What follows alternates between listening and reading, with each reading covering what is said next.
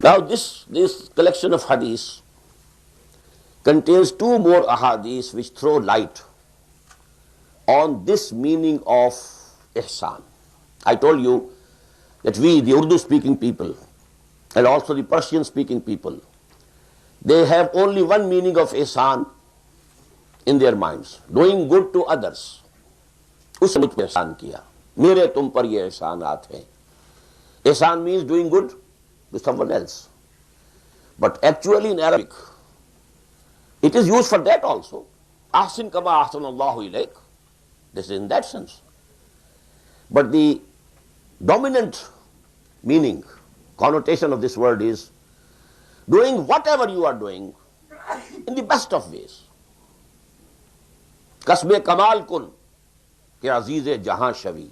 Whatever you are doing, try to do it in the best way. Try to attain excellence in it. So in that meaning there is hadith number 12 of this collection.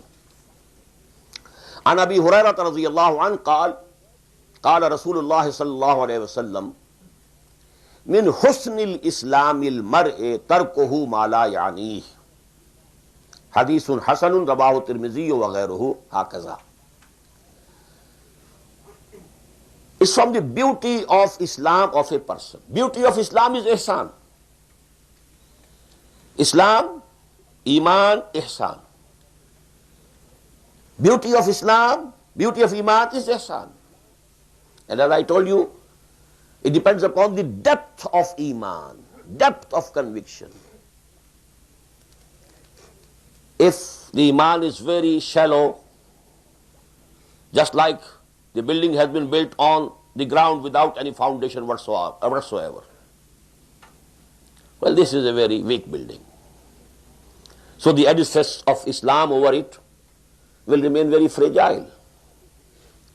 But if there is a depth, some depth, now this Islam will become beautiful. Now the salah will not appear that as if a person has been forced to do it without his own inclination. It will appear qurratu aini fi salah, the saying of the Prophet, my pleasure is in salah. It should appear, and it will appear. Then this salah will become as-salatu mirajul mu'minin.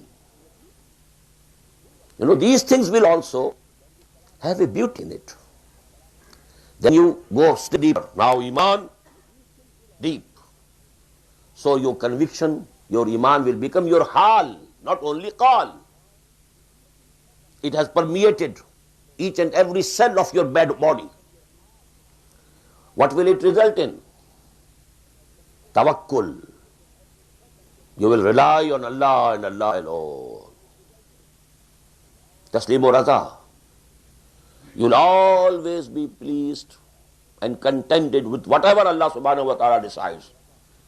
Although it might appear to be very harmful, very unpleasant. But because it is coming from my Lord, कि हर चे साकी हमारे इख्तियार ने अल्ताफस्त.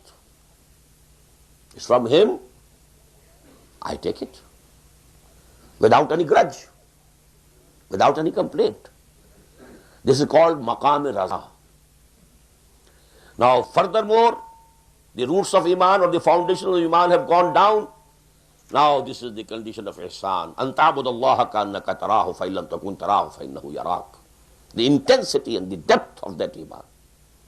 As if you are seeing Allah with your own eyes. Or at least you have it in your mind that Allah is seeing you. No moment of your life passes in ghafla. You are not ghafil. All the times Allah is there in your consciousness. Now this ihsan, here this word has been used in this hadith number 12, in this sense, min husnil islamil mar'e. It is from among the beauty of the Islam of a person, tarkuhu ma la yani, that he gives up everything which is meaningless for him, which is not useful for him. What to speak of something which is sin? he has to give up. Even if you know he is a beginner in this suluk, in this path, the sins, first of all the major sins, then the minor sins, and go on. But now we come to a level that there is something which is not a sin.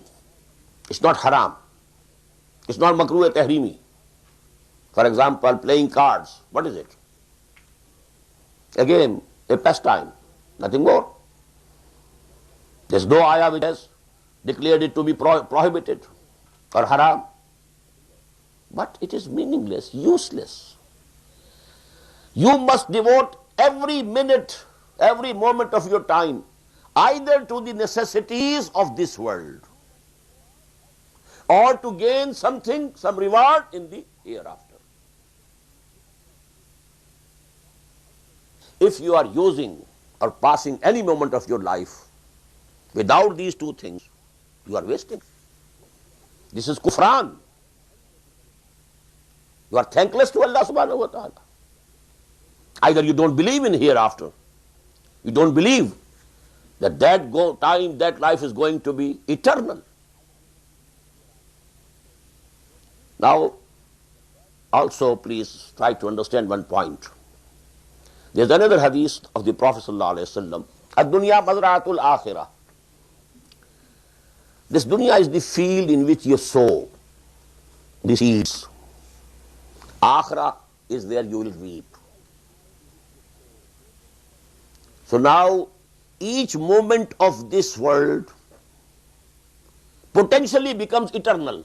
Why? Although this time is limited, but the result of these actions performed in this limited and finite time are going to be spread over the infinite life. So potentially, every second is eternal. Why to waste it? A mu'min, if he has attained that level of ihsan, then he will suit it. Either my time is to be spent for necessities of this world. Your body requires rest, so take rest. Not excessive, then it requires. You have to earn livelihood for yourself and your family, go ahead. You are doing it. These are for the necessities of this life. Allah has wanted me to be here for some time. And He has Himself said, Inna li nafsika alayka haqqan, wa inna li zawjika alayka haqqan, wa inna li zawrika alayka haqqan. This is the saying of the Prophet sallallahu alaihi wasallam. But as I told you, the hadith is also wahiy khafi. This is inspiration, not revelation. So now either for the necessity of this world or this should be devoted to get the pleasure of Allah, the reward in the hereafter. No third use of your time is correct. Now another hadith in which this word ihsan has been used. This is the 17th hadith of this collection. An Abi Ya'la Shaddad ibn Aus radiyallahu anhu an Rasulillah sallallahu alayhi wa sallam. Inna Allah kataba al-ihsana ala kulli shay. Very beautiful hadith to give you the deep insight into what ihsan is. And this hadith is from the Sahih of Imam Muslim. Verily Allah Ta'ala has made upon you obligatory ihsan in everything. Ihsan in your deen is that ihsan. But ihsan in everything. For example, فَإِذَا قَتَلْتُمْ فَأَحْسِنُوا الْقَتْلَةَ. When you have to kill a person, kill him in the best of the ways. What does it mean? Don't torture him. He has to be beheaded. He killed a person, he committed a murder. And the person who was murdered, his relatives, his inheritors are not ready to forgive him or to accept the blood money. Now this person, the murderer, has to be killed according to the commandment of Allah subhanahu wa ta'ala. But don't torture. Don't humiliate. اذا قتلتم فاحسنوا القتلہ واذا ذبحتم فاحسنوا الذبح. When you are slaughtering a goat or a sheep, you must do it in the best way, nice way. What does it mean? وَلْيُحِدَّ أَحَدُكُمْ شَفْرَتَهُ. And the one amongst you who is going to do it, to slaughter a sheep or a goat, he should sharpen the weapon with which he is going to slaughter. Not that you are going or struggling with that knife, with that blade, it's not working. What is happening to the animal? It should be instantaneous. Goes once, it's done. So this is ihsan in every shay. إِنَّ اللَّهَ كَتَبَ الْإِحْسَانَ عَلَى كُلِّ شَيْءٍ فَإِذَا قَتَلْتُمْ فَأَحْسِنُوا الْقِتْلَةَ وَإِذَا ذَبَحْتُمْ فَأَحْسِنُوا الذِّبْحَ وَلْيُحِدَّ أَحَدُكُمْ شَفْرَتَهُ وَلْيُرِحْ ذَبِيحَتَهُ. He should try to give as less pain to the animal whom he is going to slaughter as possible. This is from the Sahih of Muslim. Now this is ihsan of your deen. And this is أَن تَعْبُدَ اللَّهَ كَأَنَّكَ تَرَاهُ. And I told you, other version of the hadith, same hadith, أَن تَخْشَى اللَّهَ كَأَنَّكَ تَرَاهُ. And the third version, أَن تَعْمَلِ اللَّهَ كَأَنَّكَ تَرَاهُ فَإِنَّهُ إِن لَمْ تَرَاهُ فَإِنَّهُ يَرَاكَ فَإِن لَمْ تَكُنْ تَرَاهُ فَإِنَّهُ يَرَاكَ. So these things I wanted to add to the three questions included in hadith number 2. And now the question number 4. Hazrat Jibreel said, فَأَخْبِرْنِي عَنِ السَّاعَةِ. Now you tell me something about the hour, the fixed hour. As-sa'a. Sa'a means hour. That is why this, this is also called a sa'a. This is also sa'a. Ghadi in Urdu, and ghadi is also a period of time. Ek ghadi, do ghadi. So this is, but the sa'a, the hour, what does it mean? No. 100% wrong. This is actually the common understanding and common usage of the word in Urdu. Day of judgment is Qiyamah. When you are resurrected, that is going to be, might be 1,000 and 1,000 years after As-Sa'a. We don't know. As-Sa'a is the hour when this world will be destroyed. Ya ayyuhan nasu ttaqu rabbakum inna zalzalata as-sa'ati shay'un 'azim. Yawma tarawnaha tadhhalu kullu murdi'atin amma arda'at wa tadau kullu dhati hamlin hamlaha wa tara an-nasa sukara wa ma hum bisukara walakinna 'adhab Allahi shadid. The earthquake of that hour. So in real Quranic terminology, as-sa'a is for that. You may call it doomsday. Al-Qiyamah is the day of judgment after resurrection. And there will be definitely a period of time in between them. We can't say how much. Now these surahs in the Quran, Al-Qari'ah, Mal-Qari'ah, wa ma adraka Mal-Qari'ah. This is for as-sa'a. Yawma yakunu an-nasu kal-farashi al-mabsus wa takunu al-jibalu kal-'ihni al-manfush. This is as-sa'a. So the answer was about not Qiyamah, but akhbirni anis sa'a. Qala mal mas'ulu anha bi'alama min as-sa'il. The Prophet said, sallallahu alayhi wasallam, the person to whom this question is put doesn't know more than the questioner knows. Now it can have two meanings if we keep the text of this hadith only. That is, if the Prophet ﷺ knew that he is Jibreel,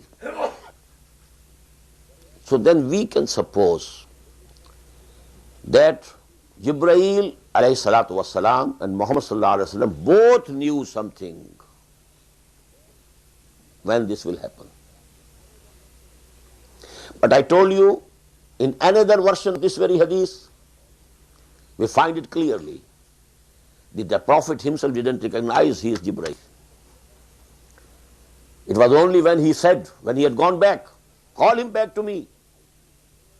And when a search was made, he was nowhere to be found. Then he said, it was Jibreel. And this is the first time that even I couldn't recognize him. Now if we take this version, then the Prophet took him to be an ordinary human being. And that decides finally that even the Prophet didn't know anything about the hour, when it will happen. Now this is clinched, if we keep that version of this hadith in view. قَالَ فَأَخْبِرْنِي عَنْ أَمَارَاتِهَا. Now he said, okay, then tell me something about its signs. Now about the signs of Al-Qiyamah, or Al-Qiyamah here I am using in the common Urdu usage, As-Sa'ah. The first things which will appear are mentioned over here. Then later on we have other ahadith, so many other signs of Qiyamah, that the Qiyamah has come nearer and nearer and nearer, are given. 10 signs in addition to these two. I may quote as an example the primary 2 miracles that were given to Hazrat Musa alayhi salam were given on the occasion of the first audience with Allah subhanahu wa ta'ala on the Mount of Tur. His staff turning into a serpent and his hand shining like sun. But then so many other miracles and signs were shown through him to the people of Fir'aun. وَلَقَدْ آتَيْنَا مُوسَى 9 آيَاتٍ بَيِّنَاتٍ. 9 clear signs. So corresponding to that, you must understand that these are the 2 first signs that will appear. Then appearance of Dajjal, appearance of Dabba, coming down of Jesus, 2 very big fires, rising of the sun from the west, and so on. It's a full subject in itself, for which the research should be made. And many learned people and authorities have compiled books on this, Alamatul Qiyamah. We find them in Hadith, but we don't get the chronological order. That has to be dug out by collecting those all ahadith and then arranging them and how to articulate them. And here there can be difference of opinion also, but there can be no doubt about this. But the first sign of Qiyamah is, first of all, please note, the Prophet said, my advent is the first sign of Qiyamah, first sign of Sa'ah. Bu'istu ana wa Sa'ah kahatain. I am the last messenger of Allah. So it means this world is now nearing its end. This is the last phase of human history. And then these 2, what are these 2? أَن تَلِدَ الْأَمَةُ رَبَّتَهَا. Number 1 is that the slave girl will give birth to her mistress. What does it mean? The ma'roof, the well-known rules of human society are that the children should be respectful for their parents, should obey them. But the structure of society will go upside down. The offsprings, the sons and daughters, will become arrogant, haughty, not behaving to their parents. And among the children, always the girls used to be more faithful, more dutiful, more respectful, more obedient than the boys. But near the Saah, the girls will behave, the daughters will behave as if they are the mistresses and the mothers are their slave girls. Mothers will be fearing the daughters. I shouldn't say anything to her. I can't say what she will say in return. So better keep quiet. Better save your honor. Better keep your honor safe. What words she might utter, I don't know. This is the, so to say, a turning of upside down of this society. An talid al-amatu rabbataha. The woman who gave birth, the mother, would become the slave girl. And the daughter will behave as if she is her mistress. Number two, وَأَن تَرَى الْحُفَاةَ الْعَرَاةَ الْعَالَةَ. And the other sign would be that you will see the barefooted, naked, destitute herdsmen. يَتَطَاوَلُ رِعَاءَ الشَّاءِ يَتَطَاوَلُونَ فِي الْبُنْيَانِ. They will be competing each other in constructing lofty buildings, higher and higher, higher and higher. This is what you see. Go to Abu Dhabi and see it. Go to Dubai and see it. Go to Jeddah and see it. Go to Riyadh and see it. Go to Al-Khubar and see it. Go to Dammam and see it. Who were they? These very people living here were the barefooted, naked herdsmen. In this very century, before the discovery of oil, poorest nation of the world, the sacrifice on Hajj actually was the main source of their income. They used to dry the meat and flesh of the slaughtered animals and store them. They use as food.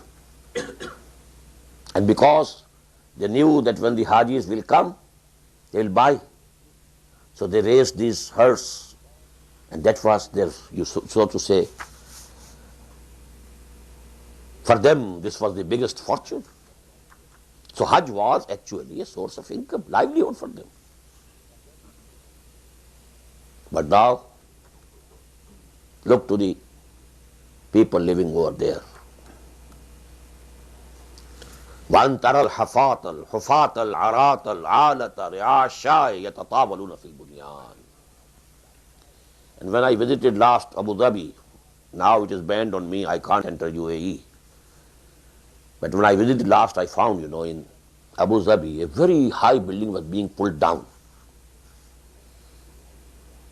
It is not that it was 50 years old. There is no building in Abu Dhabi 50 years old. It all happened in the last 30 years or so. I asked why. And there they don't take out any furniture. They don't take out any, fittings. Even the refrigerators, even the air conditioners. Everything goes down with the building when it is being pulled down. What happened? The person in the neighborhood had built a higher building than that. Now, he couldn't bear it. He had to pull it down start from the very beginning and take it to a level higher than the level of the building of the neighborhood. Yatatawaloon, tafa'ul, babu tafa'ul, competing with each other. Antaral hufat al-arat al-urat al-alat al-ri'asha yatatawaluna fil bunyan. In another hadith you'll find, you'll see the deserts become green. You can see it. Go to Palestine, go to Israel, go to Najd, and go to Abu Dhabi. From the airport to the city, you will feel as if you are in Kashmir. Both sides. On both sides there are high mounds, so that you can't see beyond them. But both sides very green trees, greenery, flowers, grass, everything. You will never feel that you are traveling in a desert. So all these signs, they have already appeared. I have written about this subject in my book, Maujuda और साबिका मुसलमान उम्मतों का माजी हाल और मुस्तकबिल. I'm sorry it is not available up till now in English, but in Urdu it is there. But let me quote a very famous writer, Urdu writer, Mr. Mukhtar Masood. I presented a copy of that book to him. He read it and said, भाई आपने तो क़यामत को बहुत ही करीब दिखा दिया है. That was his response, his comments. You have shown Qiyamah to be very near.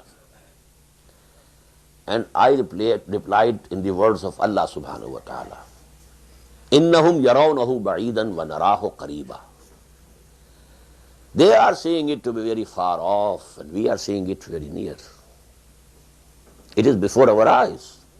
إِنَّهُمْ يَرَوْنَهُ بَعِيدًا وَنَرَاهُ قَرِيبًا. Now I have my own ideas about the timetable, starting with the Gulf War,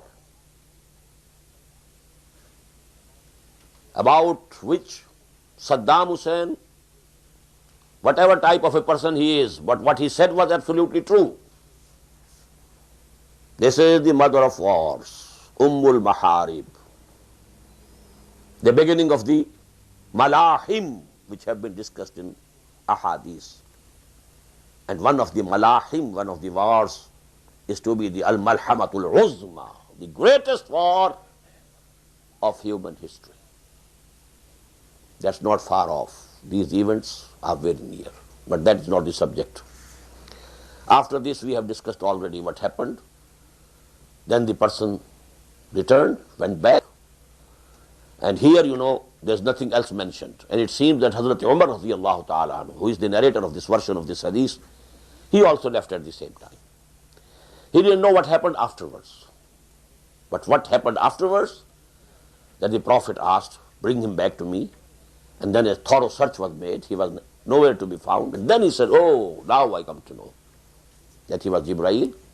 Ataakum yu'allimukum deenakum islam tas'alu. When you didn't ask, Allah subhanahu wa ta'ala sent Jibreel alayhi salatu wassalam to ask these questions. So these fundamental major issues become clear to you. And the most major issue is the difference between Iman and Islam.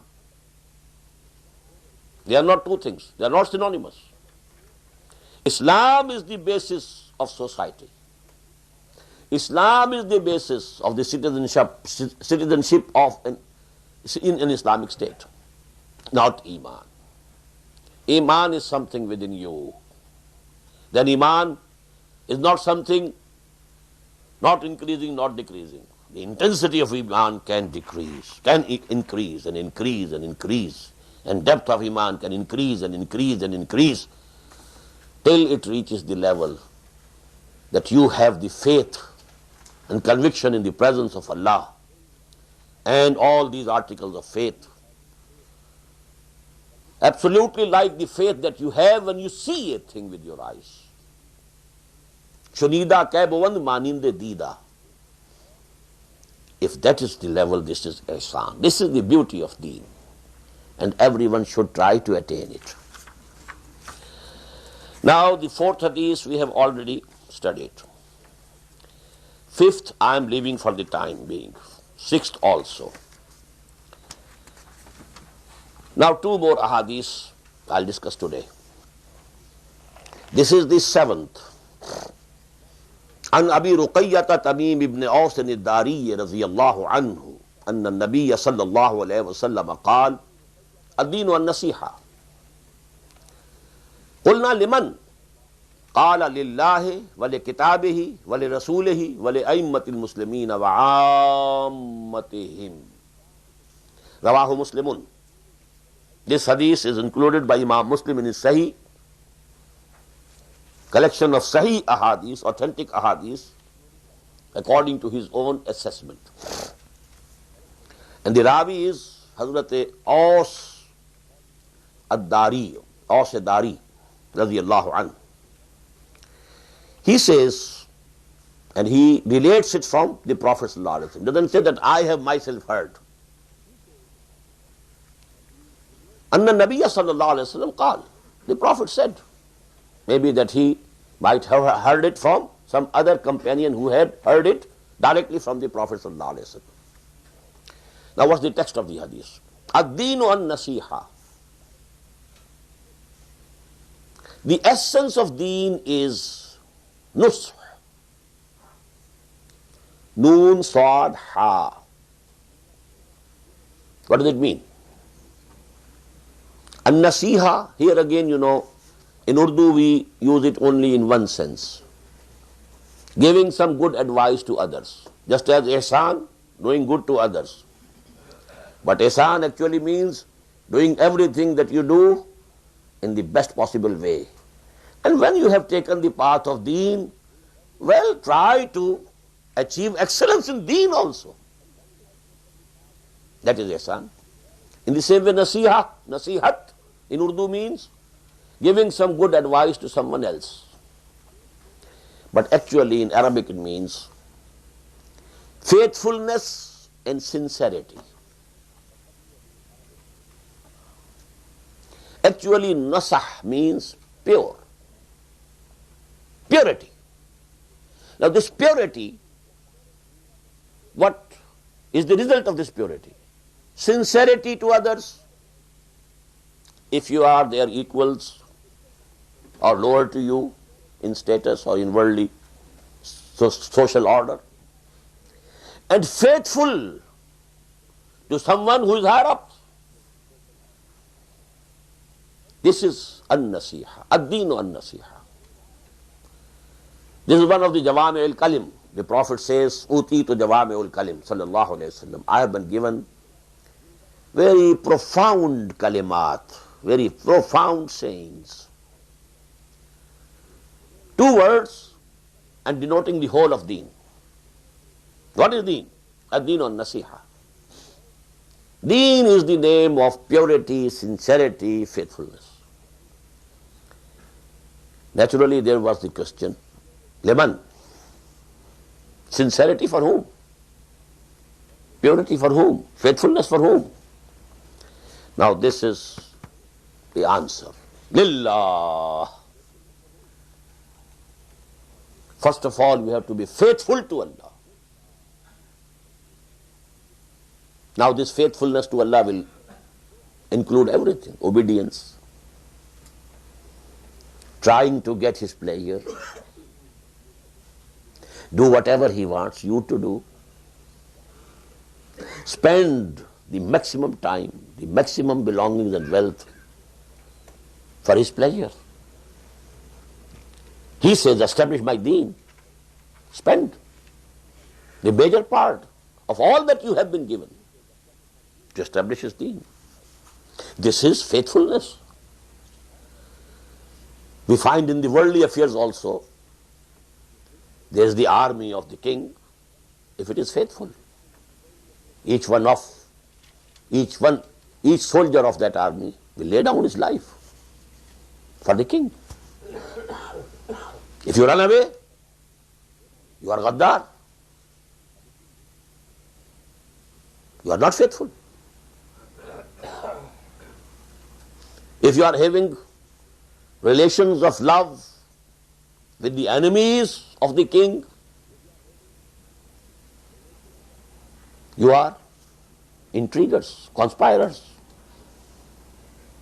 Regarding deen, now you become munafiqeen. So faithfulness to Allah, number one. But the more significant thing here in this hadith is wale kitabihi wale rasulihi. Here kitab is mentioned first, rasul afterwards. Why? Failul hakim la yakhlu anil hikmah. Any action or any word of a wise person cannot be without a wisdom behind it. Failul hakim la yakhlu anil hikmah. Why this? You know, at the time of the Prophet ﷺ, Prophet was first, book was later. Why? For the most time, during the most of his life, the book was not up till complete. It was completed near the end of his life. And actually, people had to obey directly, personally, Muhammad sallallahu alaihi wasallam. The book of Allah was secondary. Please note it. There is no commandment in Quran which might prove that Allah ordered the Prophet to face Jerusalem in his prayers after Hijrah. For the people, it was the command of the Prophet himself. In the same way, the ayat of qital had not been revealed up till now, when the Prophet started sending small groups threatening the lifeline of Quraysh. And that is why the munafiqeen were saying, why, if it is correct, why some ayat have not been, and why not surah of qital, why has it not been sent down? Because he had commanded. And then the Surah Al-Qital, the famous name of which is Surah Muhammad sallallahu alaihi wasallam, that which was sent down to quieten them. The Prophet taught the method of wuzu much before the ayat referring to wuzu was revealed in Surah Al-Ma'idah. That was to confirm what the Prophet had already told. So at that time, Prophet was number one, book was number two. Prophet's person was priority number one. The book had the priority number two. But after the Prophet ﷺ, he was there with the human beings only for 23 years after the beginning of Wahi. This ummah had to go a long way. So now the sequence is changed. Now faithfulness to Quran, and then faithfulness to Muhammad sallallahu alaihi wasallam. Qila liman qala lillahi wa li kitabihi wa li rasulihi wa li a'immatil muslimina wa ammatihim. Again a strange sequence. And for the leaders and imams and rulers and whosoever occupies some position of authority among the Muslims, and then the common Muslims. Why? And it doesn't say that the rulers who are muttaqi, the rulers, whosoever they are, you have to be sincere to them. But here we won't use the word faithful. Faithful, this meaning of al-nasiha for Allah, for Quran, for Muhammad sallallahu alaihi wasallam. But for the leaders and for the common Muslims, the word would be sincerity. You have to be sincere to the leaders of Muslim Ummah. Why? Whether you like it or not, they are in some place of authority. And nothing happens without the permission of Allah. So they are there. whether he is fasiq, but he is there. Now if he does something wrong, the result will be over the whole of community. And if supposedly he can take your advice and does something good, the result would be spread over the whole of the humanity. So you have to be sincere to them, meaning thereby this hadith and this part of this hadith will be explained only by another hadith. When the Prophet said, "Unsur akhaka zaliman aw mazluma," it's obligatory upon you to help your brother, whether he is zalim or mazloom, whether he is the repressor or the repressed, whether he is the exploiter or the exploited. You will have to help him. Now the Sahaba, they were amazed. They wondered what the Prophet is saying. It's just contrary to common sense. After all, the basic ethical values are ingrained in human nature. What is he saying? We should help our brother, although he might be cruel, he might be doing injustice. So they said, "Nansuruhu mazluman, fa kaifa nansuruhu zalima." O Prophet of Allah, we understand that we should help him when he is mazloom. Something wrong is done to him, we should help him. But if he himself is the wrongdoer, how should we help him? The answer was, hold his hands from zulm. This is the nusrah. In the same way, jihad akbar, qawlu haqqin inda sultanin jairin. Say the truth and whatever is correct in the face of a tyrant king. This is the jihad of the highest order, without fearing for your life, risking the life. The king, the Shahanshah, he might be annoyed, and he will need only one movement of the finger and the head will go off of the person. But say it. So in the same way, Aimmatul Muslimin, what does it mean?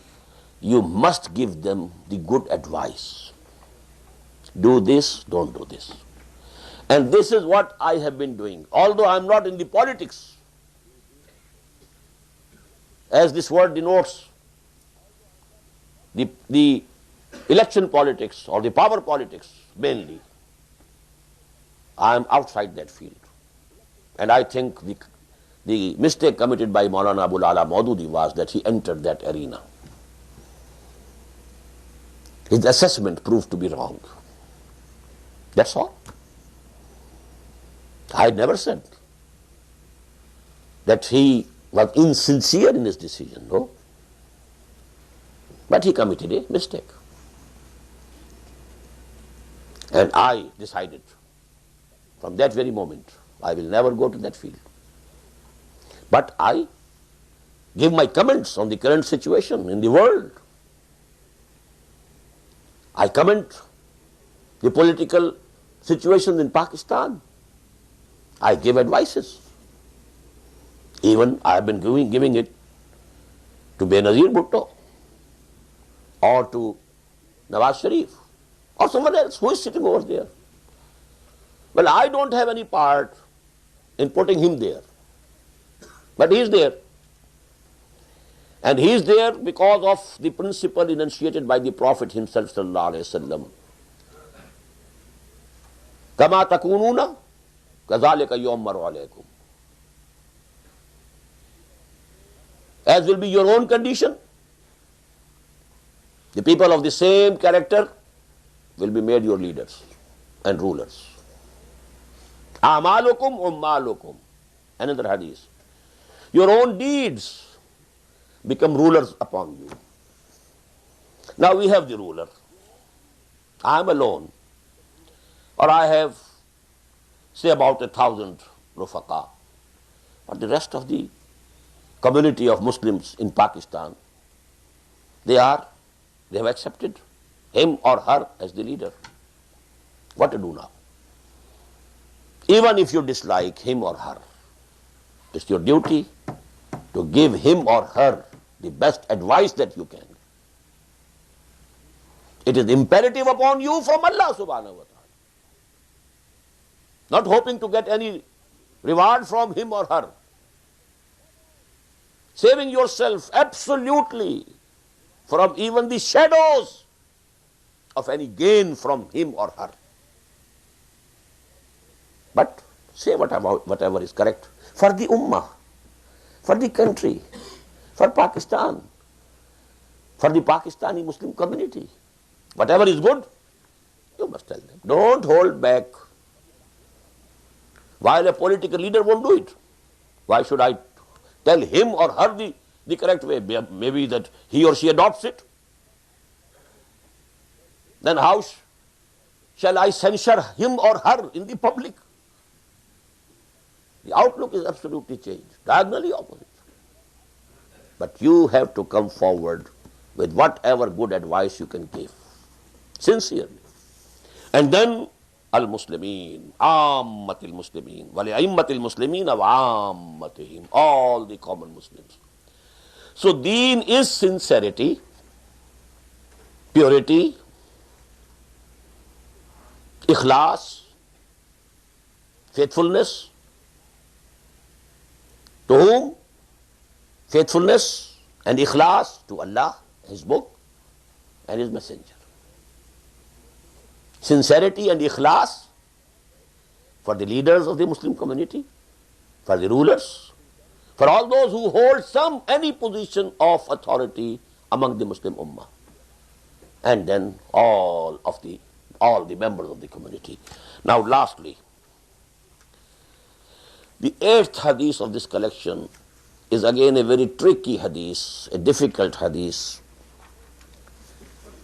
But I want to explain it today because tomorrow, inshallah, another hadith which is not included in this collection, and that has the same relationship to this hadith, which hadith number 3 has to hadith number 2 of this collection. There, we found the question, Akhbirni anil Islam. The answer given by Muhammad sallallahu alaihi wasallam is given in another hadith from Abdullah ibn Umar, Buni al-Islam ala khamsin. So this relationship between hadith number 2 and 3, the same relationship is in that hadith, which is a long one, narrated by Mu'adh ibn Jabal. It is not included in this collection. It's very important, fundamental, most fundamental, regarding the wisdom of deen. So I want that this we should read today, and tomorrow, because I gave the dars on that hadith, I think 1 year before or 2 years before, and that video is recorded. So tomorrow, inshallah, in place of my own dars, that video will be shown over here, because I will be busy in the shura, in the consultative committee, and I want to keep my mind now fully reserved for the shura. Now this is al-hadith as-samin, the 8th hadith. An ibn Umar radiyallahu anhuma, it is from Abdullah ibn Umar radiyallahu ta'ala anhuma. And lower down you can note, Rawahul Bukhari wa Muslimun. Muttafaqun alayh, both Imam Bukhari and Imam Muslim agree on its authenticity, that it is sahih. It reaches the level, the criteria of hadith as-sahih. An ibn Umar radiyallahu anhuma anna Rasulullah sallallahu alayhi wasallam qaal umirtu an uqatil an-nas. I have been commanded by my Lord that I will fight people, go to war against them, hatta yashhadu an la ilaha illallah, till that time that they testify that there is no God except Allah, wa anna Muhammad Rasulullah, and that Muhammad sallallahu alaihi wasallam is his messenger, wa yuqimu salata, and then they establish prayers, wa yutu zakata, and pay zakah, the obligatory charity. فَإِذَا فَعَلُوا ذَلِكَ, when they do this, fulfill these conditions, three basic conditions: shahada, salah, saum. Salah and zakah, not saum. فَإِذَا فَعَلُوا ذَلِكَ, when they do it, fulfill these conditions, عَصَمُوا مِنِّي دِمَاءَهُمْ وَأَمْوَالَهُمْ, they have saved their lives and belongings from me. That is, now I will not go to war against them. I won't kill them. I won't take their properties as mal ghanima. If they fulfill these three conditions: shahadat wa la ilaha illallah wa anna Muhammad Rasulullah wa iqamis salati wa ita'iz zakah, yes. فَإِذَا فَعَلُوا ذَلِكَ عَصَمُوا مِنُّ دِمَاءَهُمْ وَأَمْوَالَهُمْ, they have saved their blood, means their lives, and their belongings and property from me. إِلَّا بِحَقِّ الْإِسْلَامِ,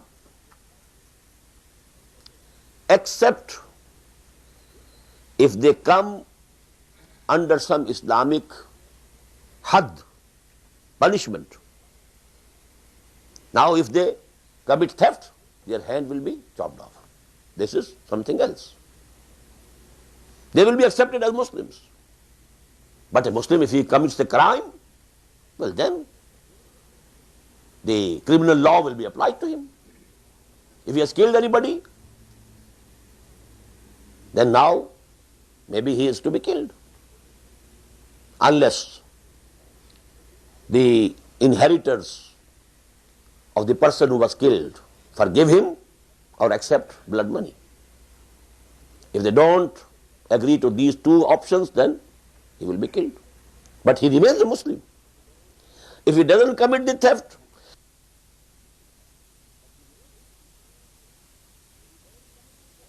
he has not committed any murder, his life is safe, his wealth is safe, his property is safe, his belongings are safe.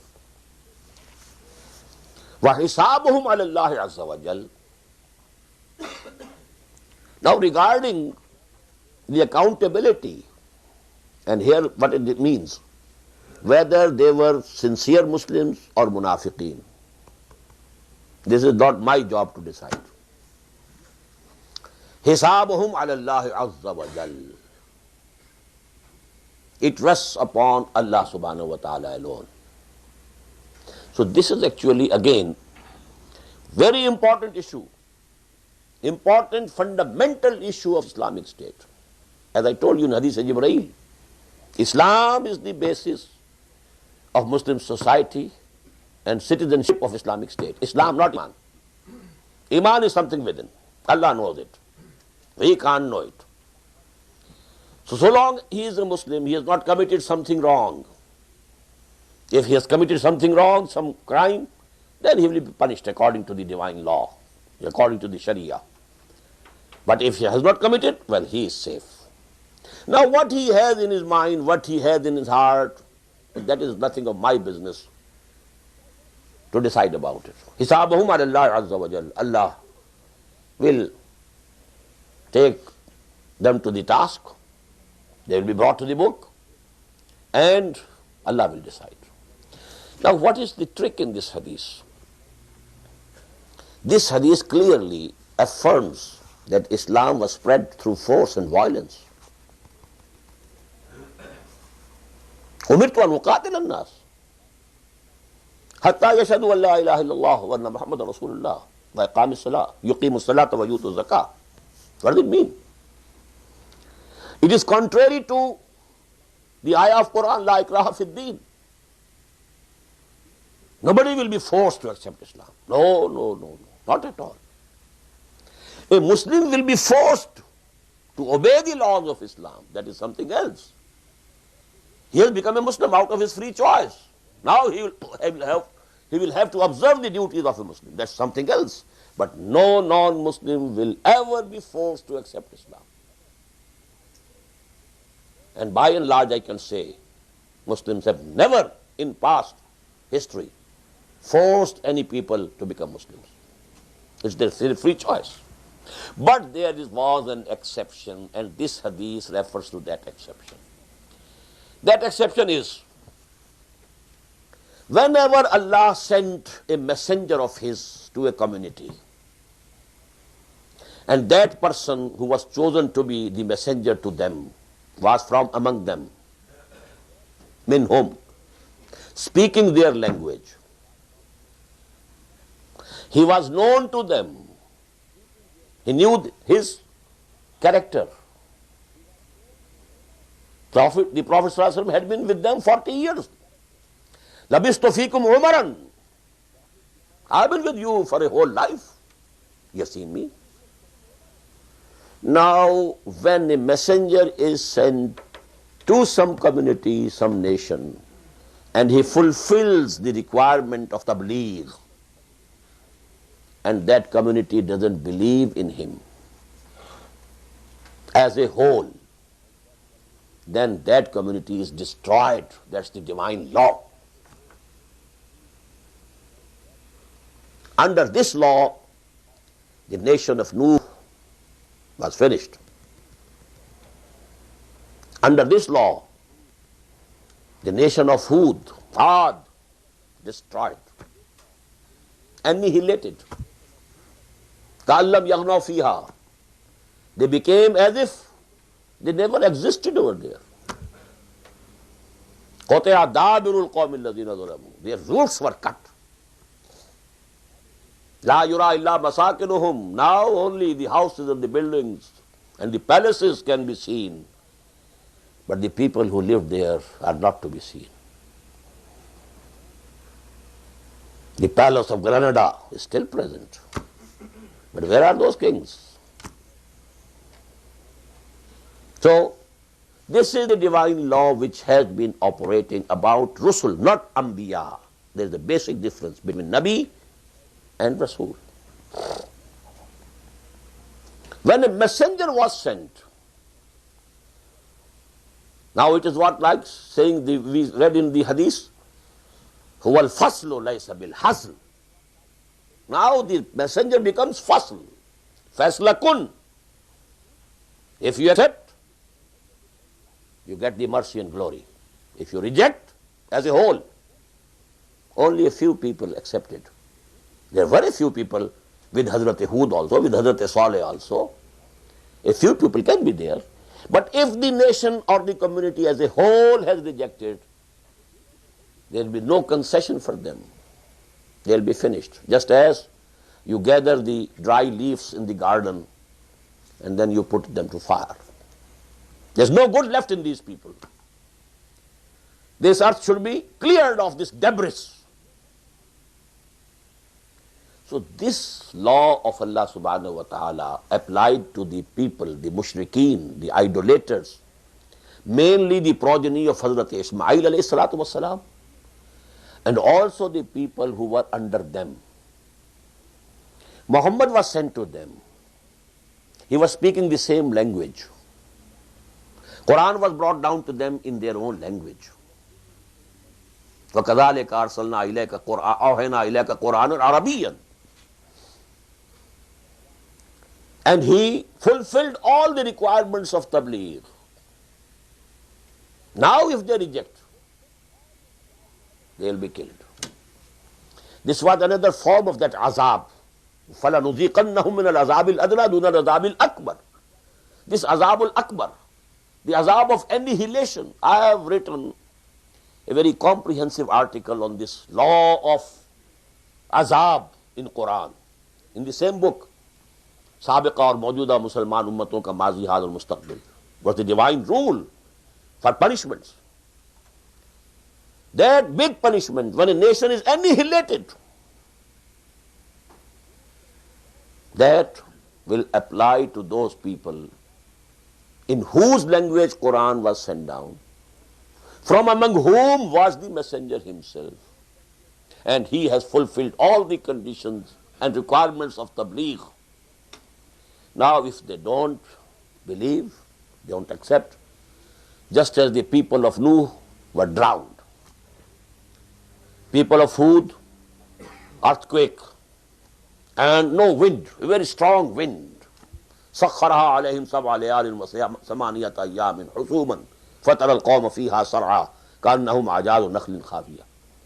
Somewhere it was tremors and earthquakes. Somewhere it was stoning from above. Again, the people of Pharaoh was taken out from their palaces and dwellings and drowned. This punishment on the Bani Ismail or the people under them in the Arabian Peninsula was threatened for people who don't accept now the message of Muhammad sallallahu alaihi wasallam. And this refers to the ayat, the first 6 ayat of Surah At-Tawbah. فَإِذَا انْسَلَخَ الْأَشْهُرُ الْحُرُمُ فَاقْتُلُوا الْمُشْرِكِينَ حَيْثُ وَجَدتُّمُوهُمْ. A last warning is being given to them.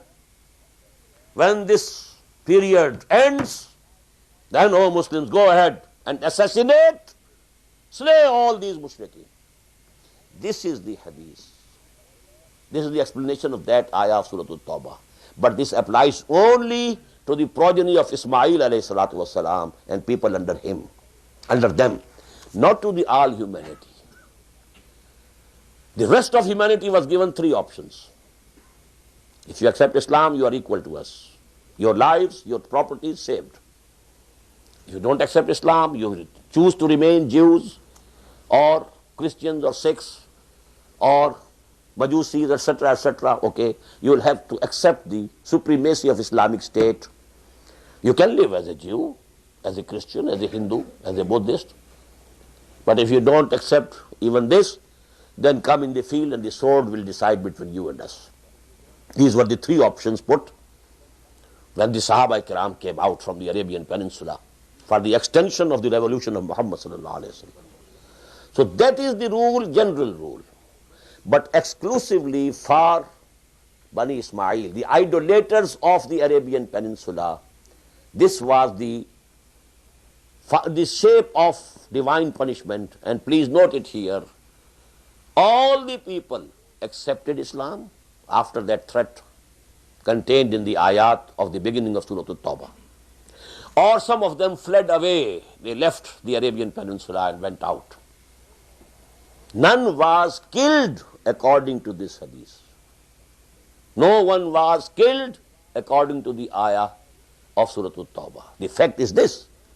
But you know, the threat was clear that for you there is no concession. For the Jews, for the Christians, for the rest of the world, there is another concession. But for you, no concession, either Islam or being put to sword. Subhanakallahumma wa bihamdika nashhadu an la ilaha illa anta nastaghfiruka wa natubu ilayk.